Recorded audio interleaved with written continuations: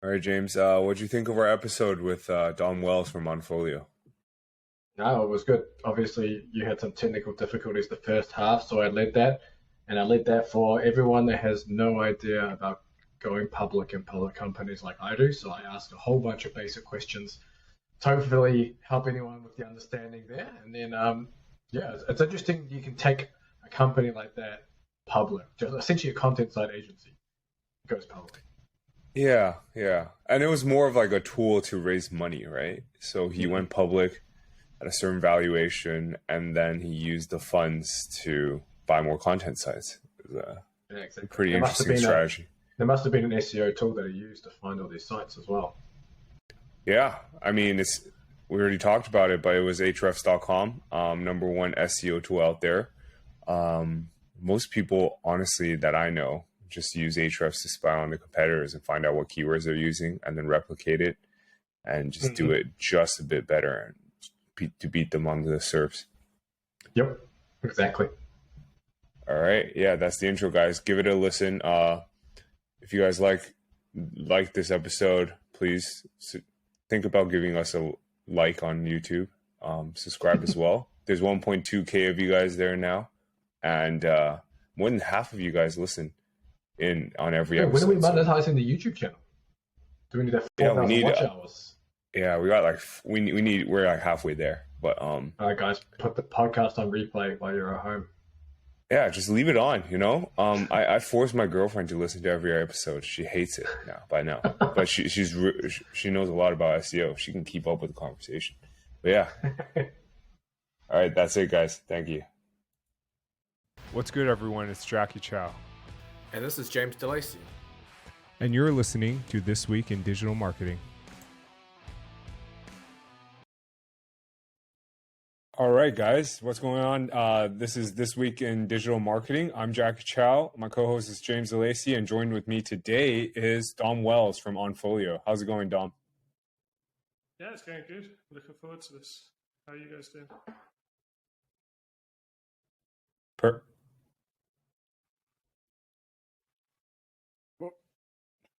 Yeah, perfect. Why don't you give the audience a quick intro? Yeah, I am. Okay, sure. Yeah. So, okay. I'm Don Wells, founder, CEO of Onfolio. We're a Nasdaq listed company that buys online businesses and attempts to grow them. We IPO'd in August last year, and so still very early stages. But yeah, that's about me. That's what we do, and known Jackie for about 2 years. So looking forward to this.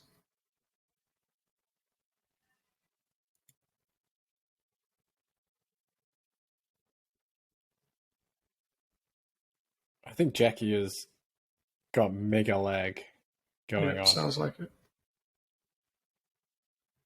Can you hear us, Jackie? He's lost video too. All right, we'll continue, Dom. Continue on, Dom. Anyway, but you have Onfolio there. Do you want to maybe dive into a little bit about Onfolio? What you kind of do there? Yeah, I mean, I kind of touched upon it just now. We the main thing we do is we look for online businesses that we think are good quality, that will be around for a long time, and where the founder of the business is maybe looking for an exit. And so we come in, we buy the business from that founder, somewhere in the $1 to $5 million range, and then we install a new CEO. Usually the team stays on and just the founder wants to leave, so the CEO comes in and works with the existing team to grow the business, and then we kind of just rinse and repeat. So we're what's known as like a thematic holdco. So you get different types of holding companies. You have the Berkshire Hathaways that just buy anything, and then you have the roll-up companies where maybe they just focus on FBA, or maybe they just focus on like something like that. Whereas we pick a theme, which is online business, digital marketing, but within that theme, we're pretty agnostic. And so we've got agencies, we've got WordPress plugins, we've got courses, we've got content sites. So in terms of what our portfolio looks like, it's pretty much as diversified as you can get. And we're decentralized in the sense that we don't have one team running every business. We have different people running all the different businesses. And so, that's a big lesson we learned early on in the early stages, where in the beginning we thought, okay, we'll just get one team. Every time we buy a business, our expenses get cheaper. But what ends up happening is you just get spread way too thin. So what we do now is we install new management in every business. So that means you're always looking for new staff then, as you acquire more and more sites? New CEOs, yeah. Usually the businesses we buy come with a team, or the CEO hires their own team. So it's a challenge because finding good operators is really difficult, but it's also the thing that grows the business the most. So when you find that person, it makes all the difference. So it's well worth the struggle. I can imagine, as you mentioned, finding operators is difficult, but I can imagine most of the good operators are the ones operating their own businesses and making a living doing it themselves. How do you entice people to kind of leave their thing or take something on with you? I think people like us who are running our own business think that most people out there are like us, but actually there's probably, for every good operator like us who's like an entrepreneur, there's probably 10 to 20 good operators who just want to work for someone else and want to run somebody else's business. So people who need enticing to not do their own thing and work for us are not people that we go for. And being a public company as well, it has a little bit of prestige to it. So we're actually able to attract even more people. That being said, if people have a side hustle, that's okay. We don't necessarily want to hire someone who kind of wants to be a 9-to-5 employee for the rest of their life. They need to have some level of entrepreneurialism. And you'll see that in our existing team. But basically, that's a common misconception. That's exactly how I thought about it. I was like, anyone who's good just does their own thing. But turns out that's not true. Because how big is your team now then? I know Jackie would want to know that. And Jackie, if you're there and can chime in, you can chime in whenever you like to. But how big is your team there, Dom? It kind of depends how you categorize it. There's probably about 50 people, but the majority of those people would be running one of the businesses. So, maybe this business has 10 people, that business has 5. In terms of like our core central team, there's probably about 10 people. Okay. I don't know if you're able to share in terms of these operators. Are they on just like a straight salary, or are you doing some kind of, rev share with them with the sites to operate? Are you connected to my it just Wi-Fi? depends who they are. My internet? I think earlier, What about now? Can you check? Please? Everyone gets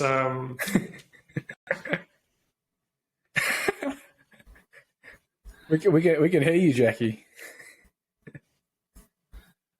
I'll just carry on. So what was I saying? It depends who they are. So the people at the top,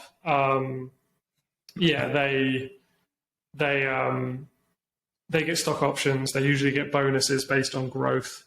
So that it's not a rev share as such, but it's like, if you hit certain revenue profitability projections, we'll give you a bonus.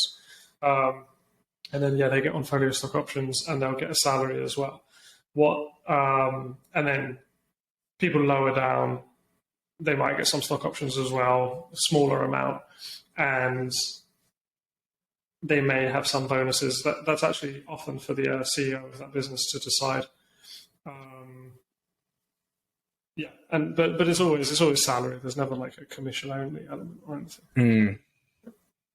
I know Jackie will be more interested, or will be interested as well in the IPO stuff. I'd love to go down that road. But before we go down there, what are you looking for in a business that you're acquiring that fits your criteria then of being a long-term business, or something that you would be happy to acquire for that $1 million to $5 million range?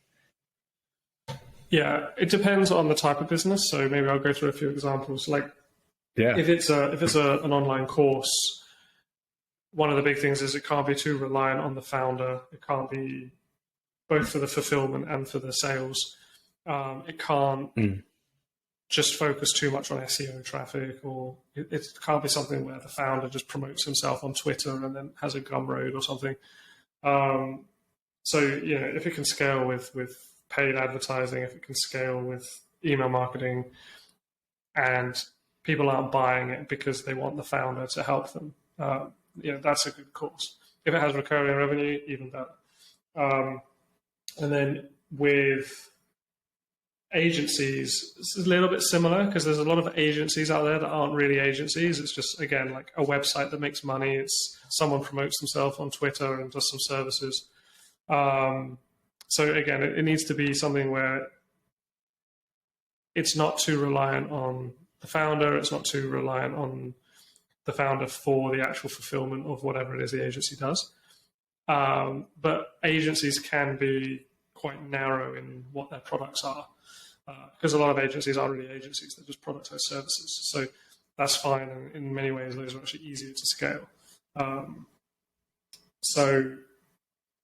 only thing with an agency is I wouldn't want to buy, say, like an Amazon FBA agency, because it's very locked in, and if FBA just kind of falls out of favor, which it kind of is, although it may not be forever, that agency is kind of screwed. Whereas if it's like an email marketing agency, even if it does one specific strategy, like maybe it does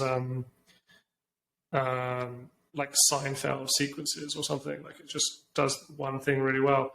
If something changes, that agency can pivot or it can evolve. So, and then like the same with e-commerce, we do have some e-commerce businesses and we will buy more. With e-commerce, there needs to be some kind of brand, some brand equity there. It can't just be something that can be drop shipped out of China, a race to the bottom in terms of pricing. Ideally, it's a bespoke product, and can't have too much reliance on one single SKU, and again, like things like that. So yeah, I mean, those are a lot of the finer details, and then once that actually eliminates probably 70% of businesses that are for sale. And then once we've got through that stage, then we dig deeper and say, well, what are the nuances of this business that maybe make us interested or not interested? Okay, so by nuances of the business, what do you mean by that in terms of what would interest you to acquire it? There's a lot of individual businesses that look good and maybe they meet that criteria, but then once you dig in, there's still reasons to walk away. Like maybe the seller wants more money than it's worth. Maybe the number two in the business is going to leave once the seller leaves. Maybe the business is actually trending down significantly. Maybe some competitors have come in, stolen some market share away. Maybe some of the affiliates have launched a rival service. So there's all these individual things that you can't really see until you start to dig deeper. Yes, and you can't filter them out. You have to actually have the business in front of you and then look at it and see what's working, what isn't. No, that makes sense. Jackie, give us a thumbs up there if you can hear what's going on. But we also wanted to kind of dive into, oh yeah, he's got us. So we want to dive into a little bit of the IPO, of going public. I guess the thing probably most people might be thinking is why go public with your company? What was the advantage of doing that versus staying kind of running as you were? Well, it's a tool. So the idea is, can you build something more significant as a public company than a private company, and can you do it faster? And I don't think it's an either-or thing. I think we could have stayed private, but I was in a situation where I wanted to do something that I'm going to do for the rest of my life, and I wanted to be able to attract talented people to come and work for me, or with me, is what I usually say. And I wanted to get increased visibility in what I was doing. I want business owners to want to work with us. I want business owners to want to sell their business to us. I want lenders to be more willing to lend us funds. And I wanted investors to be able to be liquid. And so being public always made sense. It was just a question of, should we go public early or should we try and grow big first and do, like if you look at the Amazon FBA aggregators from a couple of years ago, they all raised a shitload of money and then tried to grow as big and as quickly as they could and then go public later. And I think that's one way of doing it. I think if you do it that way, you probably end up with less equity than if you go public sooner. But at the same time, you don't have the costs of going public and so on. And so, Can you share the password, Billy? I think in some ways the aggregators should have gone public first because good luck, good luck going public now. But it was also we had the opportunity to go public, and so we thought, well, we should take this opportunity because we don't know when the window's going to close. And, it almost did close because last year the markets were such a mess that there was a lot of headwinds. So we got it done, and it's going to be expensive. We're a small company; it costs about $500K a year to be public. So, okay. Well, to go public, it costs about $500K is crazy. 300 to 400K. A large part of that's just the insurance. Directors and officers insurance costs like $300K a year. Wow. But I think 10 years from now, if we're where I hope we'll be able to point to the decision to go public early rather than later as the key reason for that. So what's the process to do this? Is this something I have like zero clue about this whole process, and I'm sure a lot of people listening might fall in the same boat as me as well. So how do you even start entertaining this idea? It depends how you do it. We originally were going to just do a direct listing on the OTC markets and then grow bigger and then uplist to Nasdaq later. But because 2021 was so frothy and everything was kind of in a bubble, we had an investment bank who said, actually, you can just go straight to Nasdaq. You don't need to do a direct listing on a smaller market and uplist later. And so they basically underwrote our IPO, which just really means they're going to take us public. And, so what happened was, first of all, you need to get a lot of documentation sorted. You need to make sure you're like a C corporation. You need to have the right corporate structures. You need to have a board. You need to have a code of ethics document. All of these things, and then you need to have your financials audited by a public auditor, and then that process takes ages. And then it gets to the point where the expression is that your financials go stale because a new quarter starts. So maybe you just finished getting Q1 audited, but you're now halfway through Q2, so now you need to get Q2 audited. And so there's a little bit of a playing catch-up period. But then once all of that's done, you create what's called an S1 document. And our S1 is, it's like 130 pages long, and the lawyer does most of it, but you have to contribute stuff. So for example, I had to come up with all the risks to our business, and I had to do descriptions of our websites and so on. And I had to look for comparisons with other companies. So annoying. And things like that. So I did all that, and then the lawyers and the accountants do all the other stuff. And then you submit that to the SEC, and they have, I think the first time you do it, they have 60 days to get back to you. And they come back to you with, say, 20 questions or 100 questions. And it's not just questions, it's also revisions that they want you to make to the S1 document. I think our first one, we got 21 comments or something, which is considered good. Like, when Airbnb went public, for example, they probably had 500 comments. So then you draft a response letter where you say, okay, yeah, we've changed this thing. Here's the answer to that question. And you just address the 21 comments and you submit that to them. And then they have, I think, 45 days or 30 days this time to come back, and you whittle it down and you get to the point where eventually they just don't have any more comments. But then while this is going on, probably a quarter's ended, your financials have gone stale, and you need to then get Q2 audited or Q3 audited and submit it all again. And the SEC phone you up and they say, yeah, we don't have any comments, we're good. Let us know when you're going to IPO, and then you're going to basically declare yourself effective, which means you're public. And so the challenges we had was, first of all, you have this we got to the point, I think it was around March or April 2022, where the SEC said, "Yep, we've got no comments. Your finances are up to date. As long as you IPO before, say, May 15th, you don't need to start again."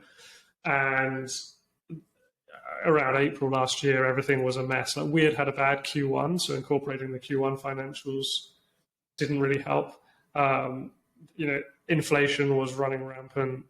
Russia had invaded Ukraine. Just stocks were falling rapidly, and there was a lot of funds. So what would normally happen is our investment bank says, right, here's an IPO, here's the pitch deck, here's the financials, here's the S1. We're looking to IPO in 2 weeks. Are you in? And then you go on a roadshow where we have.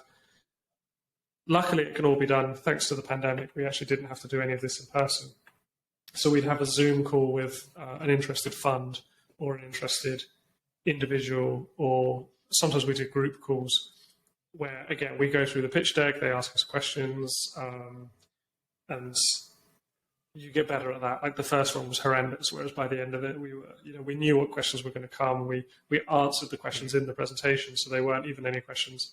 And then the challenge is, because we were only trying to raise 15 million, that's the minimum that you need for a Nasdaq float.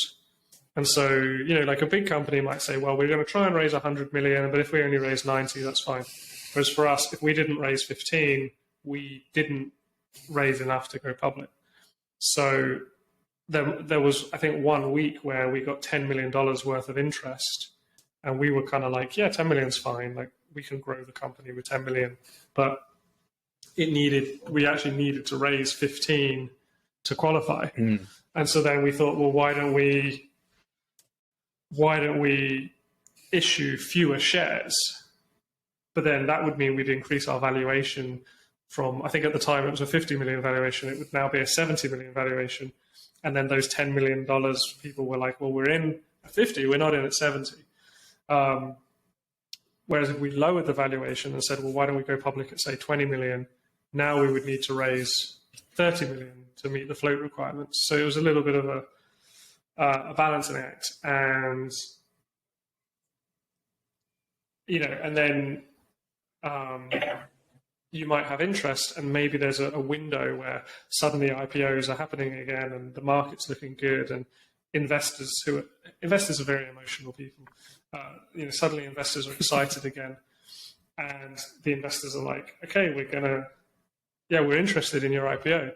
And we're like, yeah, but Q2 just ended, so we need to issue our Q3 financials now. We'll come back in 2 weeks. So maybe in 2 weeks, the market's lost interest. Oh my gosh. So it was really challenging. We basically spent 2022 just trying to do this. Wow. And we ended up going public in August. We caught a good window where the market sentiment was good. There were a few IPOs that had performed well, so people were interested in IPOs again.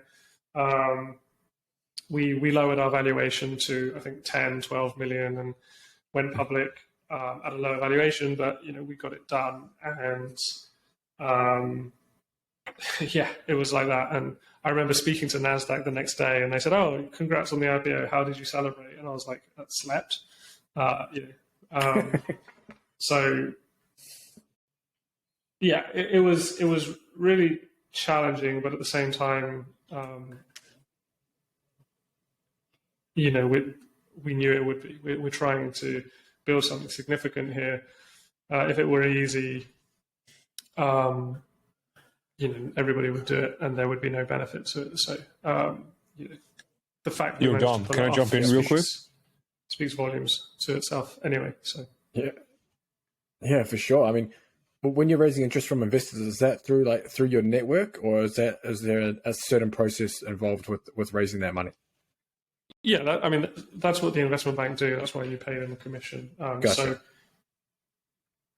So investment banks don't have like exclusive access to funds. So there might be some funds who are like, yeah. So our investment bank was EF Hutton. They might say, like EF Hutton has an IPO, they'll listen to it. Maxim has an IPO, they'll listen to it. But some funds have better relationships with some investors, and the valuation we were doing was primarily family offices and small funds rather than say huge hedge funds and stuff. And so it's very much relationship driven. And so the bank would email the prospectus to all of their clients. They would phone people up and say, hey, we've got something that might interest you. It's very similar to another deal you've done. And then the ones who are interested would book a call with us and we'd go from there. And part of the challenge was in 2022, a lot of funds just said, we're not going to do any IPOs for 6 months. And so what actually enabled us to get the IPO done was in early August, a lot of funds started coming back to investment banks and saying, have you got anything in the pipeline? We want to do some IPOs. And so, yeah, it's all basically introductions from the bankers. We did bring probably, I don't know, $500K to $1 million of our own investors, but we raised 13.5, so it was only a small amount. Gotcha. And if I don't know if Jackie's there or not, I think he's partially there. But excuse my ignorance on this question, but you got it. Yeah, well, we got you. I'll ask this one question, Jackie, and then see if you've got any. But going private or going public from private, obviously you mentioned there's a lot of work that goes through and a lot of headaches you went through to do it. But what are the extra headaches on top of going public versus just staying a private company? Because obviously you got shareholders and things you need to keep happy as well, right? Yeah, but it's not. Well, are there any extra headaches, I should say? I'm just assuming. In some ways, public companies, it's kind of funny because public companies are way more compliant than private companies because there's so much more legislation we have to follow. And at the same time, public companies can't say a lot of things. So, like coming into this podcast, Jackie asked me, is there anything that I can't say? And I basically can't say anything which is material that isn't already public. And then, of course, the question is like, well, what's material? And usually it's like, well, I can't talk about like our Q3 financials are public. I can talk about them. I can't talk about our Q4 financials. I definitely can't talk about how January went or February. It's March 1st now because that's not been published yet. And then I can't talk about, I can talk about plans like, oh, we have this business is planning to do this thing, but I can't, there's some plans I can't talk about. Whereas a private company can say whatever they want. And so there's those challenges. But at the same time, in some ways, it's nice because many people in online marketing keep their businesses secret and they don't share their domain names and stuff. Whereas for us, it's like everything's public. My salary is public. And there's many things that it's actually quite nice because I don't have to worry about whether I should reveal something or not because it's already out there. Other challenges are when we have to acquire a business, if it's above 20% of our revenue or 20% of our balance sheet or 20% of our something else, I can't remember, but we have to audit that business and an audit takes 30 to 60 days. So that puts off some sellers and it adds, say, 50K because that's how much the auditor wants to get paid. But as we get bigger, that will go away because if we're buying like a $2 million business, and most of the time that will fall below the 20% threshold. So there's headaches, but you learn it quite quickly. And there's also a lot of benefits as well. So Yo, let me Nice. jump in real quick after my internet is finally fixed. Can you guys hear me all right? Yep, we got you. For now, yeah. Yo, Dom. So let me get this straight. You guys went public. You used it as like an instrument for like fundraising, right? For like to acquire companies. Yeah, Is that I mean, that's correct, or am generally I what the capital completely markets are for, yeah. Yeah. Yeah. So you guys raised, what No, was that's it, right. like 13.x million? Yeah, 13.7. Or how much That's did the you net proceeds. Okay, pretty solid, pretty solid. And then, but then you guys are trading at like way below that, right? Yeah, I think we're at like 7 or 8 million market cap or something. Okay. And based off of like previous quarter reporting, like how much money was in the bank after the previous quarter? You're allowed to say because it was previous quarter, right? I can say as of September 30th, 2022, because that was the last date that we published. We haven't published end of Q4 yet. So September 30th, we had, I can't even remember now. I think it was like 9 million or something. Whatever's in the Q3. Interesting, 10Q. interesting. So I mean, people listening, I think there's a play here because Onfolio is trading below how much was in the bank. So unless like Dom has magically like just burned through all that money in the last couple months, it's there might be a little arb play here. Interesting. Okay. And so you acquired a couple companies in the last couple of months. Interesting picks. I personally wouldn't have gone through those. I noticed you guys did purchase a lot of like link building agencies. Is that correct, or am I like completely missing the point? We purchased one link building agency. Yeah, we manage 2 others. So Get Me Links and Outreach Mama. We don't own them. We manage them. So we purchased SEO Butler, which was link building. Yeah. All right. Could you like talk through the reasoning behind that to purchase such a relic? It's a huge name in the SEO space. Yeah, I mean, we know the brand. We've been customers. I think we probably even were still customers at the time of the deal. There's a few things in our rationale. The first is we're actually pretty good at service businesses.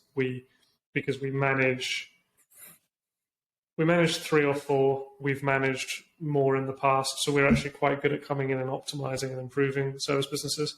SEO Butler was basically very neglected by the previous. Sorry, Siri just started talking to me. Yeah, it was neglected by the previous owner, and it was one of those things where sometimes we don't like buying a business that's been neglected by the previous owner because you don't know whether that's a good thing. Like maybe the business is just going to slowly die, and sometimes it is a good thing because you can come in and immediately add value. And because we were managing 2 other businesses in the space, we felt pretty confident. Okay, if we do this, if we do that, we can grow the business. And also, yeah, we are kind of slowly accumulating SEO agencies. And while that's not the only thing we do, it's a space we're very familiar with. And yeah, we felt comfortable making that acquisition. And we know we have the ability to improve it.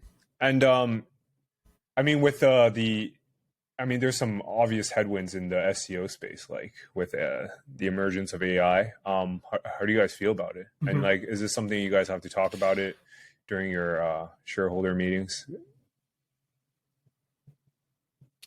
Probably, yeah. We haven't had a shareholder meeting yet, but yeah, we'll have one probably in June. And so, if anybody comes and asks us that, yeah, that's probably on people's minds.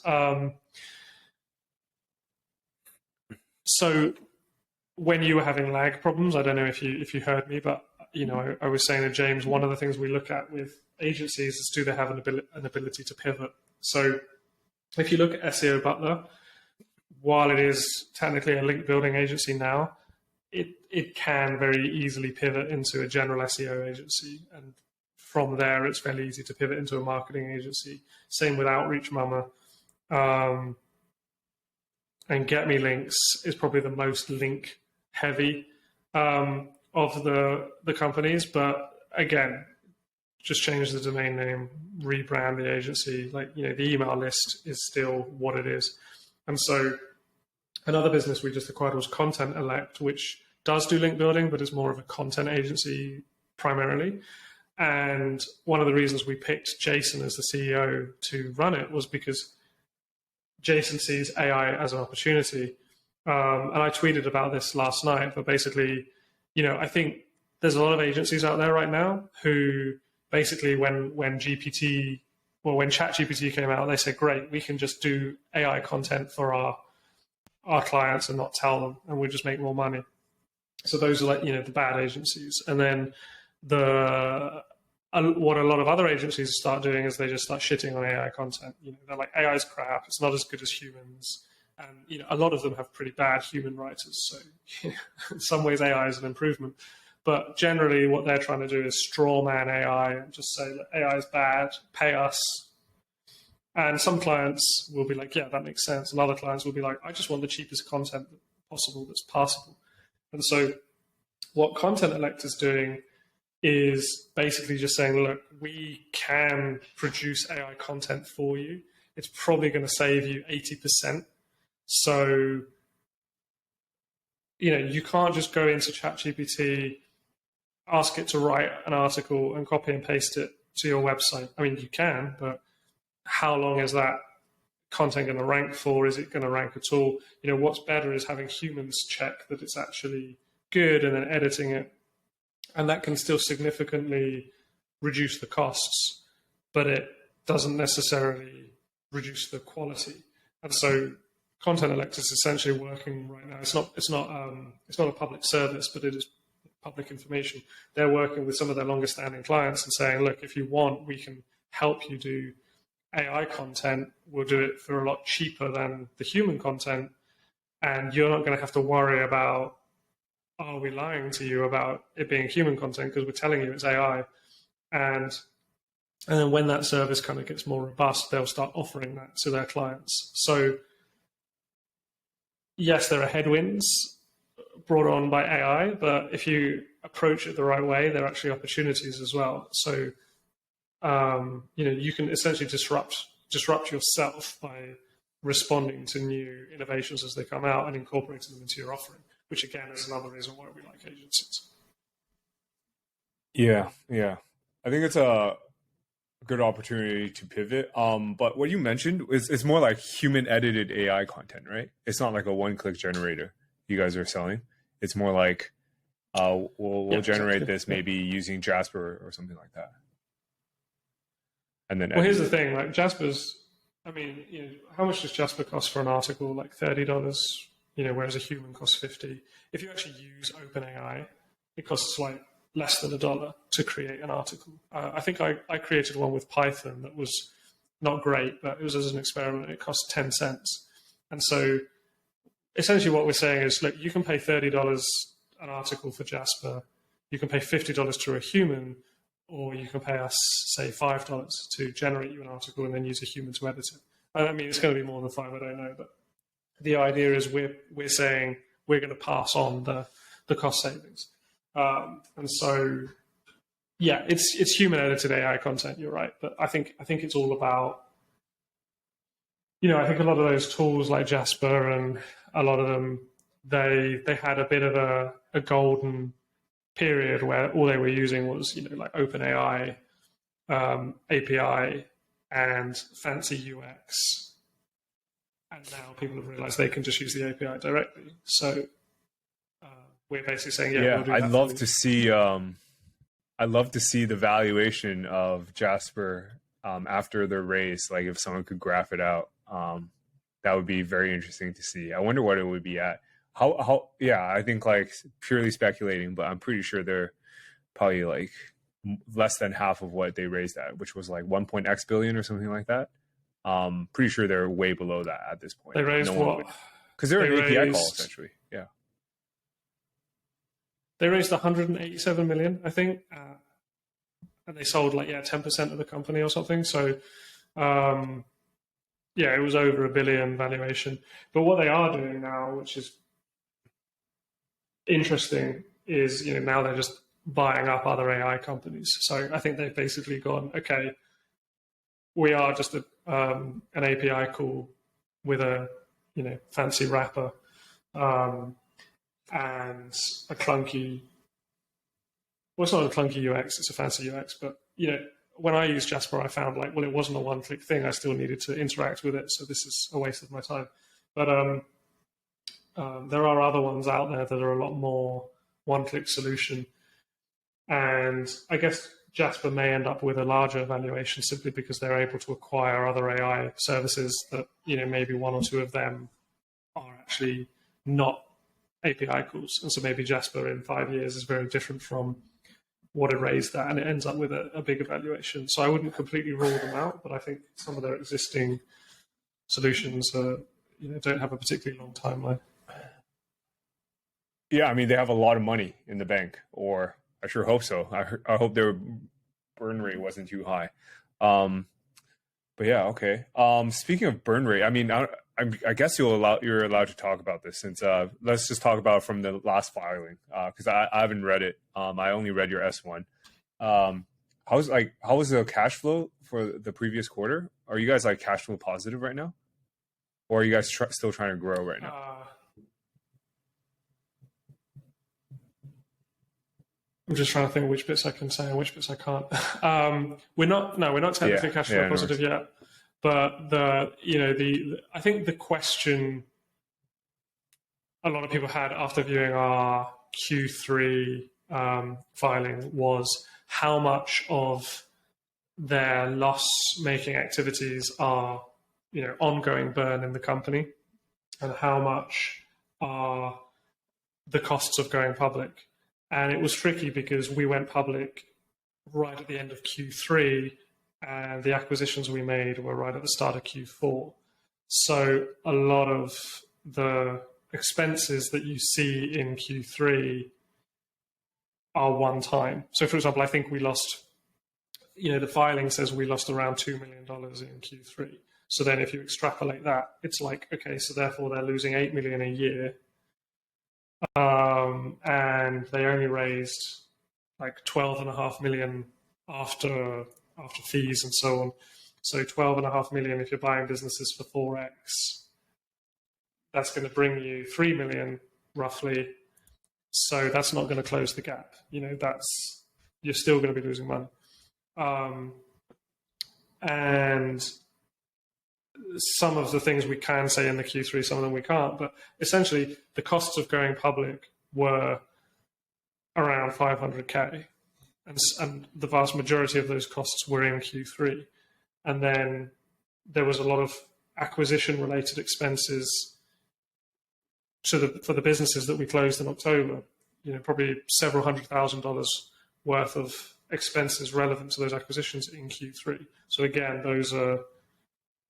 they're not one-time expenses because we'll acquire more businesses, but you can't extrapolate them and say this is an ongoing burn that they have every month. And then we also hired too many people in Q1, Q2 as we ramped up and expected to IPO and have more businesses and so on. And we learned a lot of lessons from what happens when you have too big a team. And I talked at the beginning of the episode that we started out as a central team and we're now decentralized. So in July, we let a lot of people go, about 12 people, and we paid them severance. So the Q3 financials has their salary included, but those people's salaries are not on the books anymore. And of course, after we went public, we hired a few people as well, and a couple of people came back, but we've reduced the headcount significantly as well. And so, again, it's the job of people looking at our financials to try and figure out, and also wait for Q4 to come out, wait for Q1 to come out, wait for the following Q2 to come out, But I think people will see over time, as we're making more acquisitions and we've reduced expenses, plus there's just a lot of expenses that aren't there anymore, then people will start to get a much more like accurate picture of our financials and see when we switch from loss making to profit making and stuff. So that's what I was talking about earlier, when it's like being a public company is kind of ironic, because in some ways we should be able to say more, but in other ways, because our stock's traded, like I can't say certain things because it's going to impact our stock.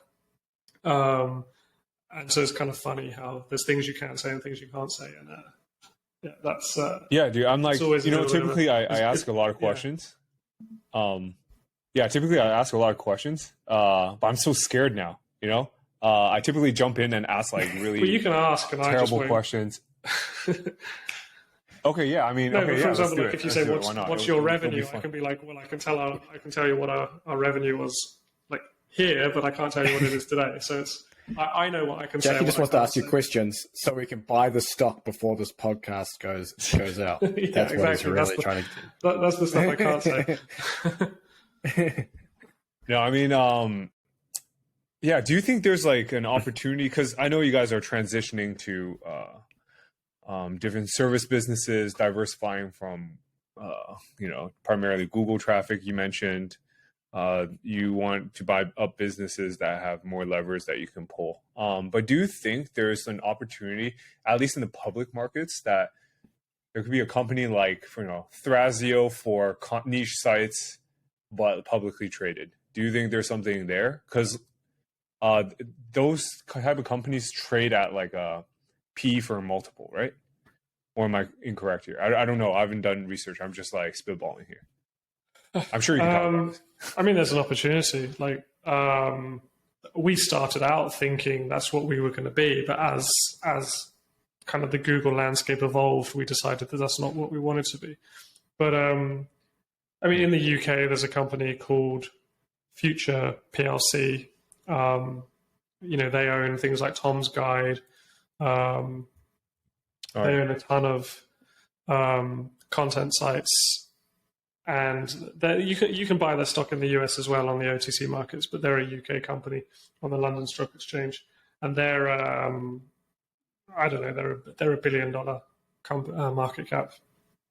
And then obviously you have Dotdash Meredith, which is owned by IAC, but still they're publicly traded, and they're essentially content sites as well.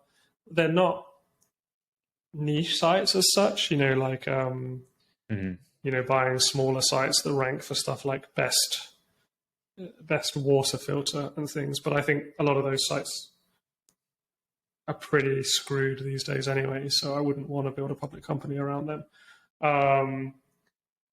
But yeah, I mean, there is an opportunity. It's just about like what size acquisitions do you have? What size businesses do you operate?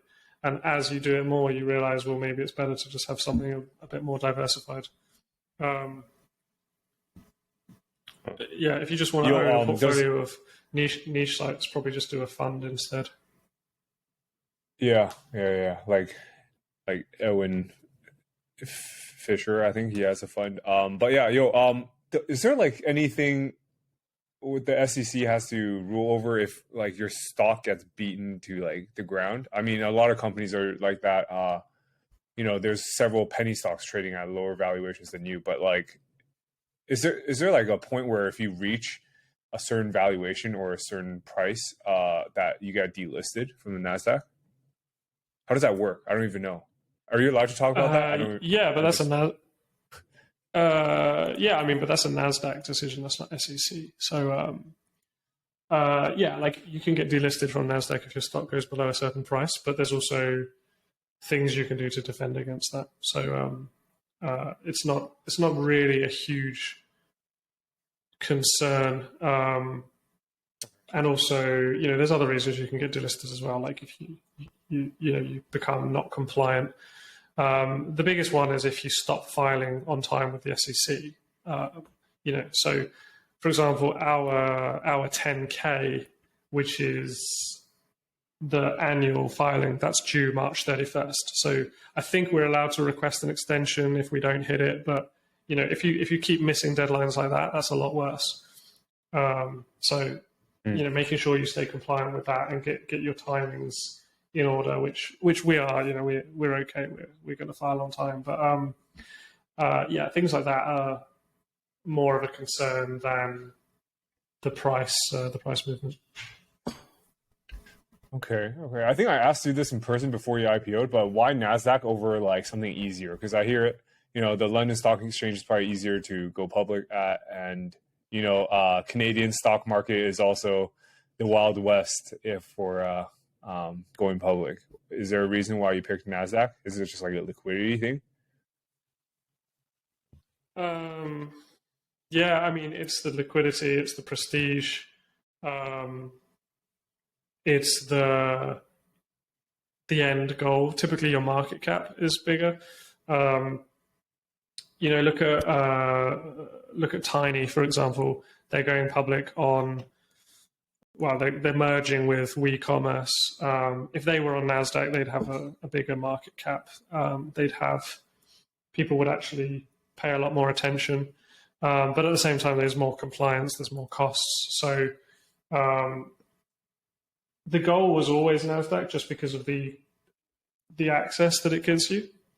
You could make an argument, maybe we shouldn't have gone straight to Nasdaq, maybe we should have gone another way and gone to Nasdaq later. But I think if there's an opportunity to go to Nasdaq, then you should take it, because you don't know what's going to happen next year or the year after. So it was a stretch to get us there.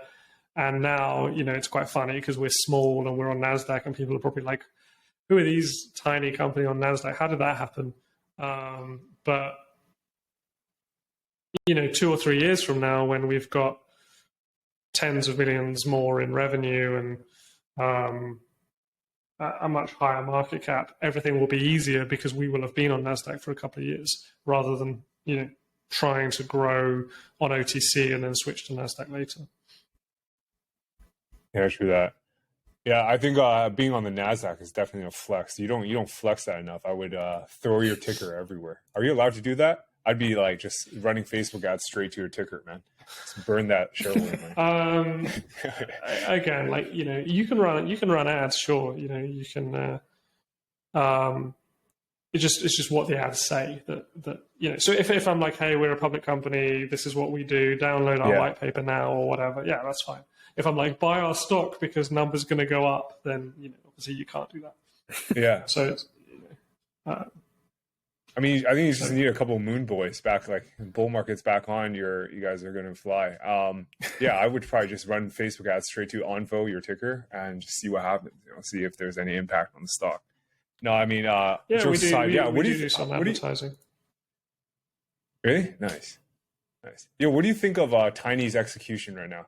You and I, we've spoken about Andrew Wilkinson in the past. I think he's doing something great, at least like in the Canadian markets.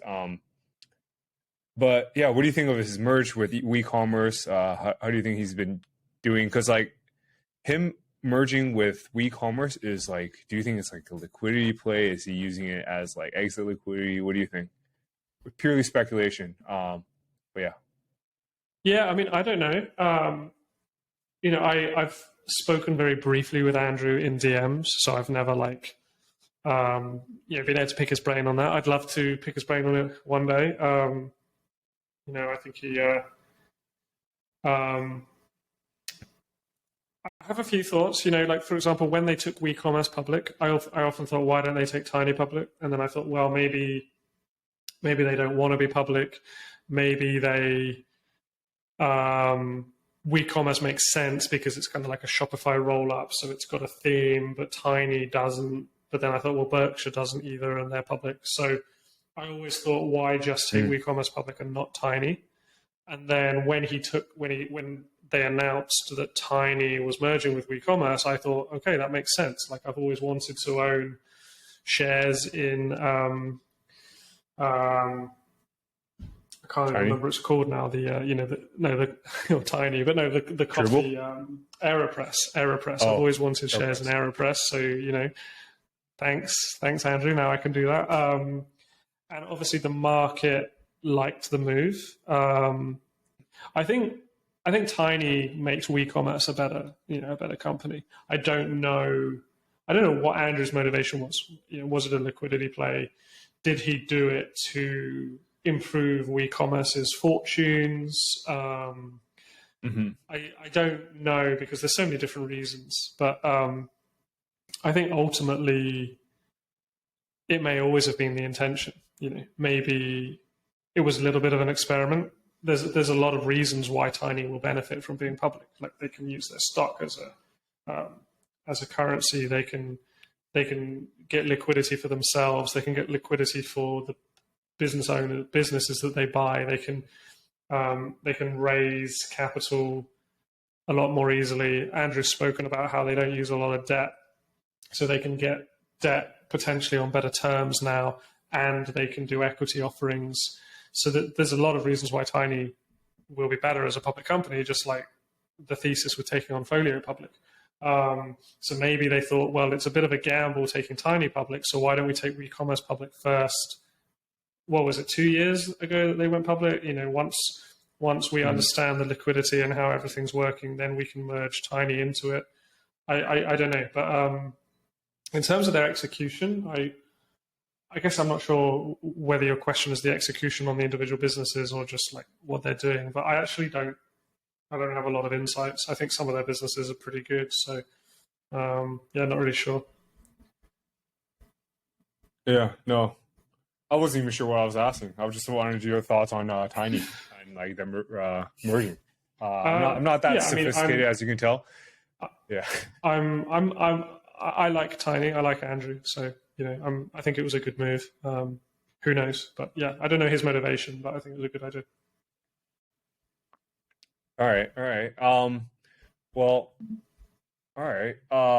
One thing I want to talk about, since like let's say you're I don't want to call you old, but you're like a couple generations older than me.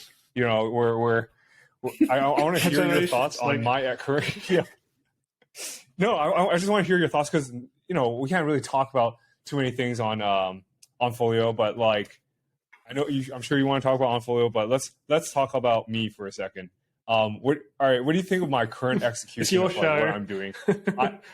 Dude. Let's talk about me for a bit. No, I'm all jokes aside, because like the last couple episodes, I've had a couple people on. They're like, "Yo, Jack, you should focus." What do you think? Do you think I should be diversified? Pretty much, I'm asking the same question to everyone until I get an answer I'm looking for. So, what do you think of my execution tweeted about on my current businesses? Yeah. Are you still starting a ton of different things, or are you just doing a ton of different things because you've like started a ton of different things over the last few years? Have you kind of learned your lesson, or are you still starting new things every week? Because I think that I want to say I learned my lesson, because I'm buying. Yeah, I've been buying way less sites. But I'm taking on. I'm succumbing to shiny object syndrome like just about every other day. It's great. I'm just like diving headfirst into it. My whole career, people told me to focus more, and you could probably argue I should have focused more. But at the same time, I always felt like whatever moves you forward. And so, I always felt like I was pushing 3 boulders up a hill, and it would have been easier to just push 1 up a hill. But at the same time, I got up the hill, and I got up there with 3 boulders. Maybe it took longer than getting up there with 1. Or maybe 1 boulder, I had to let it go and it rolled back down the hill, but I'm still up on the hill. And so I don't necessarily know that it's true that you should focus more, because A, that's not what I did, and B, lots of people focus and they don't achieve anything. And I think there's something to be said for part of the reason we buy different businesses is because we learn something every time. And, I think you've learned a lot because of all the different things that you do. so if you were going to focus, what would you focus on? And also, what are you trying to do? Like, are you just having fun, or are you trying to build $1 billion portfolio? Are you trying to, maybe figure out what you're trying to optimize for, and then I can advise you on that. Or if you don't know what you're trying to optimize for, maybe that's my advice. Why don't you try and figure out what you want to do, and then I don't know. I'm still thrown off by being told I'm two generations ahead of you. Yeah, no, no, that was a joke. You're just a couple years old. 74. What are you talking about? No, I just wanted to get your thoughts on it because, I've been thinking about that a lot. James, what do you think? But well, I'm similar to you, man. I'm spinning a whole lot of different plates at once, but I can't focus. I can't do one site and one business. Like I kind of move around, and when I get the inspiration to do something, I'll do it for that thing. So I'm like you, man. Well, like I can't just sit there and do one site because that'll drive me crazy. Yeah, good. Because then do you find main takeaway from the pod is do you have to take breaks from listening to My First Million because you just every episode you're like, I'm going to do that, or are you okay? No, I gotta. I need to take breaks. They have so many great ideas, and my toxic trait is thinking that I can execute on all their ideas better than anyone else. Just because I mean, we're in marketing, Because you're such a baller. That's just how it is, man. No, exactly. So now I'm focusing a bit more. But then these opportunities, I mean, the thing, I don't know about you, but posting on Twitter actually brings more opportunities. So it's even worse for focusing. So people want you to get involved in companies. And then at a certain, people approach you at certain sizes now that you're like, oh, fuck, man, how do I even say no to this? It's financial wise, doesn't make sense to reject this offer. You know what I mean? At a certain point. Yeah, we'll see. There's a deal on the table right now that's pretty intense.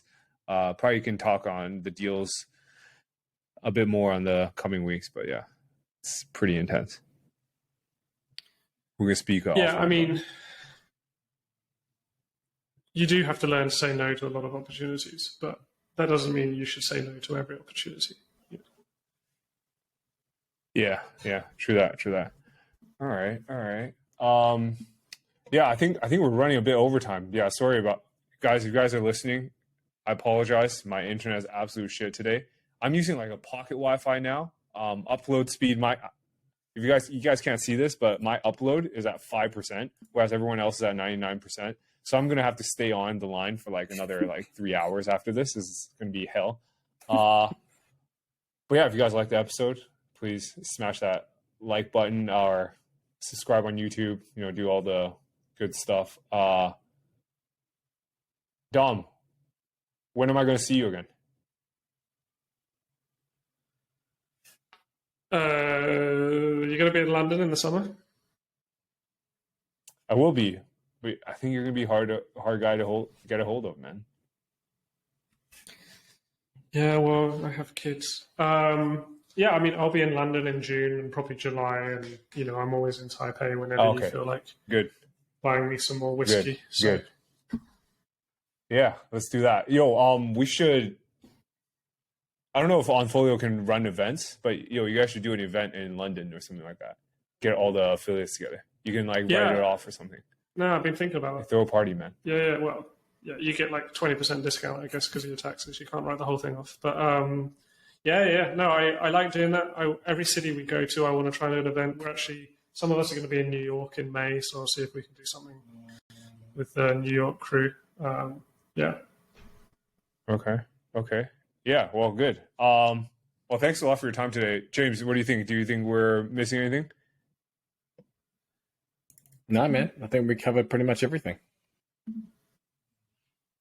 Yeah. Well, Dom, thanks for your time.